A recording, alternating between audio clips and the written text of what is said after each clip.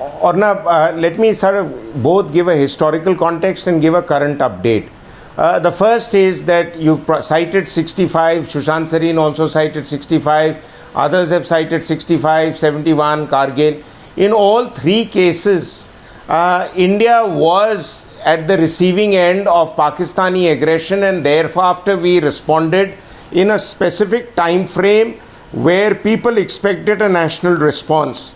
Here what has happened for 26 years, we have been numbed into getting Pakistani cross-border attacks, and there was a kind of narrative that had settled in, wo attack hote rahenge, we will keep making our political claims and the matter will get back to business as usual.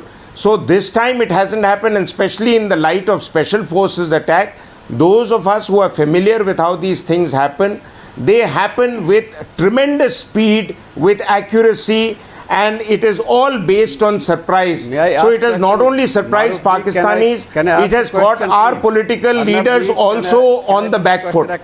Sir, please. Sir, can you let me complete? Sir, let me complete. मैं 3-4 point कह देता हूँ, then I'll answer your question. Sir, please. The third point is, Ornab, that if there was no strike, then why has Pakistan gone into a military mobilization? Because their claim is there is line of control firing. Now that has been happening on and off for 26 years. But how often has the nation been mobilized and army units pulled out of reserve and deployed on the LOC and moved off some brigades from the AFPAC region right onto the LOC and Indo-Pak border? Quite clearly the Pakistan army is scrambling for responses because they've been caught sleeping and with their pants down. Now, having put that into context, let me explain 2-3 other things.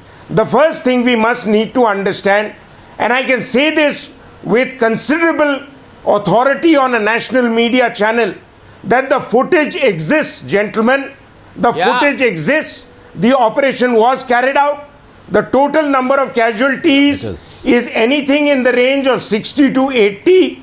But it is hard to count people when you're going in for a swift strike operation and come back. You're not going in for a, just going to count the dead and come back. It is not done.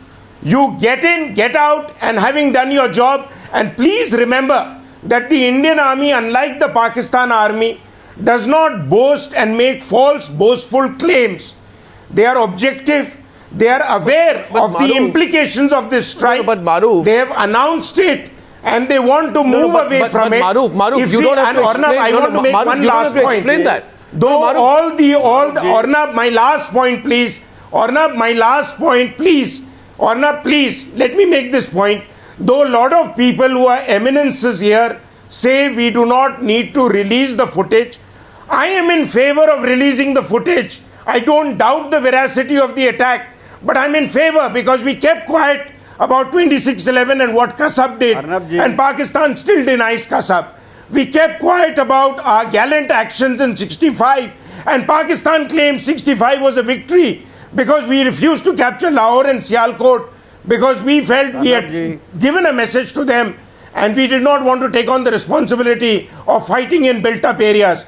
So let us this time, if not only this footage, but let us go public with our victory in Siachen and rub their nose in dirt and in snow so that the world knows this Pakistan army is capable of only killing civilians and innocents. They can't fight real men.